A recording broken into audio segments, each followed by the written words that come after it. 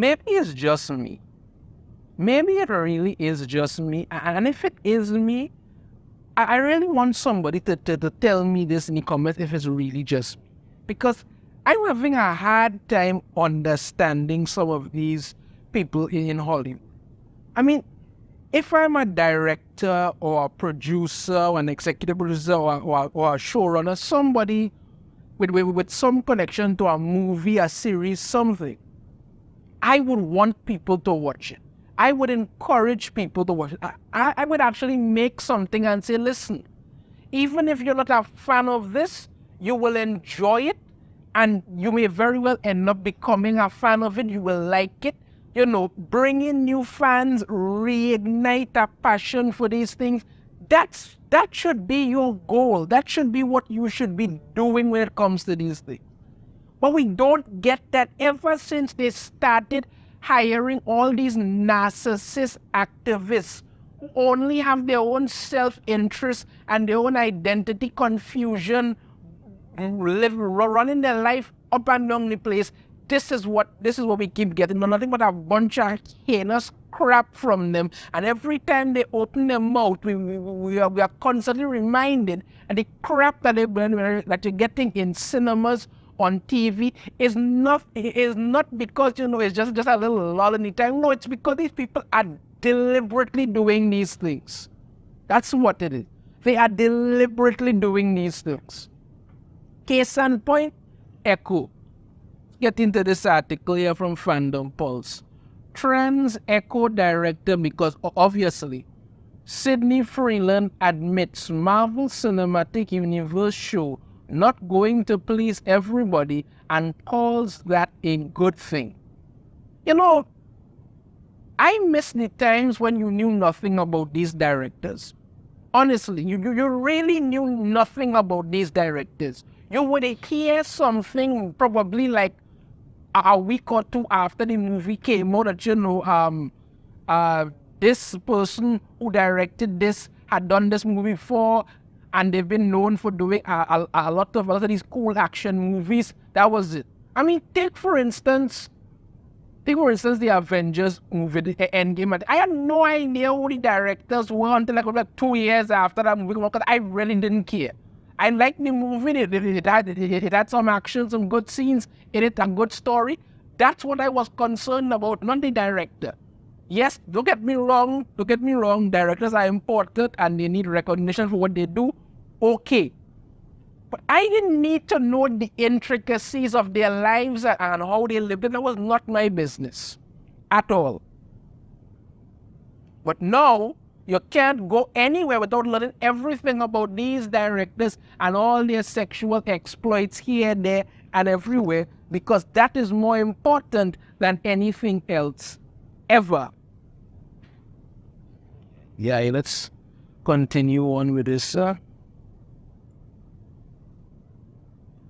Embracing a love for boring narratives that glorify degeneracy, the trans Navajo director and producer of Echo, SYDNEY FREELAND, finds himself at the intersection of marginalized, degenerate stories and big-budget resources as he propels the Marvel Cinematic Universe MCU into its next chapter, starting with Echo. SYDNEY FREELAND's journey to becoming the Marvel Cinematic Universe's first openly gender-confused, mentally ill trans director with Echo is a testament to his commitment to corrupting the minds of children eager to see live-action versions of superheroes and supervillains. I could not have written that better myself. Why is it it's so important to go with it, you know, oh, this person is the first openly this, or first opening that, or first woman of color to do this, first person this, and she do that, first person this. Nobody cares. Your work should speak for itself. Don't they just do what they're supposed to do? Let us continue on. He also indicates, like most activists who get into these positions, that his work on Echo is not intended to please fans, just because God forbid you make anything to please the people who these shows are actually for. God forbid you do that. You know, oh, I have to make this show about so the other. It's not meant for you. It's not about pleasing the fans. Even though the fans are the ones who are most important to these things. Whenever this you see myself and others get upset over this, it's not because we just like to make a bunch of unnecessary noise and this. You know, these are characters, these are stories that we have grown up on, that we actually love, and to watch it get pissed down the toilet to push activism is a slap in the face to us. SYDNEY Freeland's inclusion represents a significant step towards Disney hiring mentally ill people under the misnomer of inclusivity.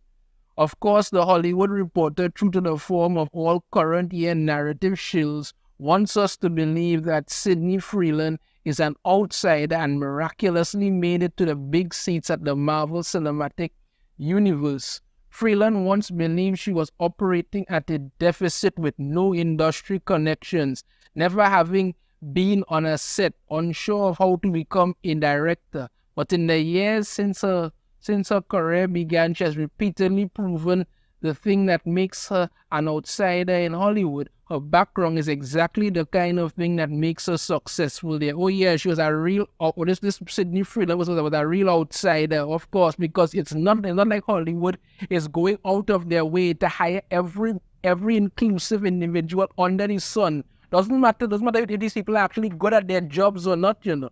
No. That is unimportant. What matters is that you could push inclusivity and then act like, oh, we're so in on this, we're so this, we're so that.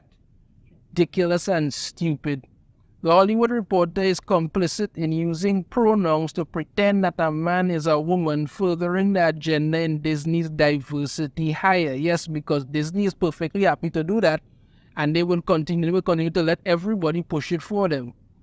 SYDNEY Freeland's personal gender confusion adds depth to Disney's arsenal of groomers targeting viewers of Echo and other Marvel Cinematic Universe productions. Yeah, remember with the whole Ironheart thing that they wanted to do, they wanted to have a trans actor, some kind of drag queen, and all this madness. What does any of that have to do with anything involving a story? Nothing, but this is the narrative that they wanted to push.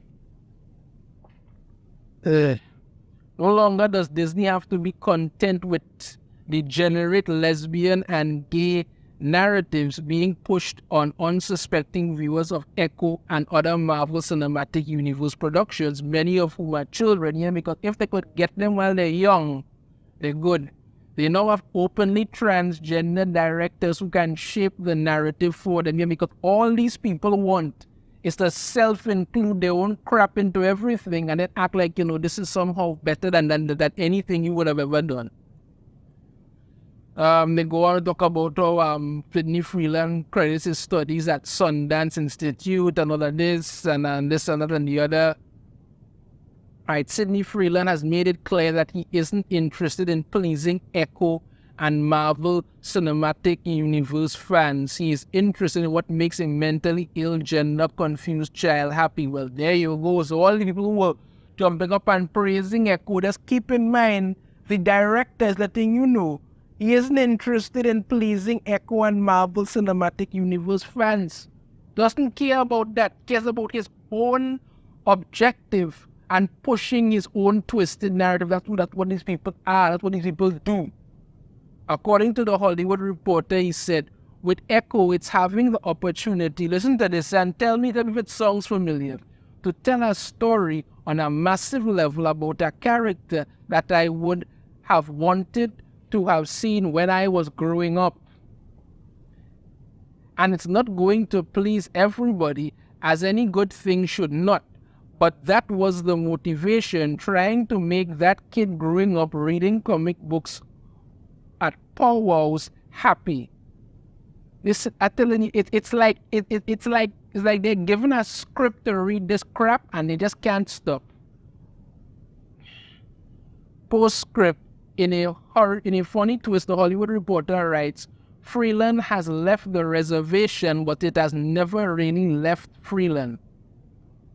Isn't that like saying you can take the African out of the bush, but you can't take the bush out of the African? How racist of the Hollywood Reporter. It's kind of racist comment to make, but, look, bottom line, the director of Echo come out and stated they're making this not for the fans, not for the people who like MCU. No, they're making this for what they want, for their own inclusivity, for pushing their objective, because these people are not directors, cinematographers, producers, showrunners. They are activists who have been given these roles based on their own gender confusion, identity madness, and all-around mental illness. And they are out there openly letting you know they don't care whether you like it or not. They will do as they damn well please. So don't get upset with me for saying it. This is what is happening in regards to Echo. This is what it is. This is what people have to come to realize. This is what the director has come out and stated. This series wasn't made for you. They don't care whether you like it or not. This series was made to push their objective. So in the end, you get what you take. Guys, up. Let me know your thoughts on this in the comments. If you have a different opinion, I'd love to hear it. If you like the video, hit that thumbs up. Subscribe if you haven't already. Ring the notification bell to be notified every time about the new video. And I shall see you all next time. Take care.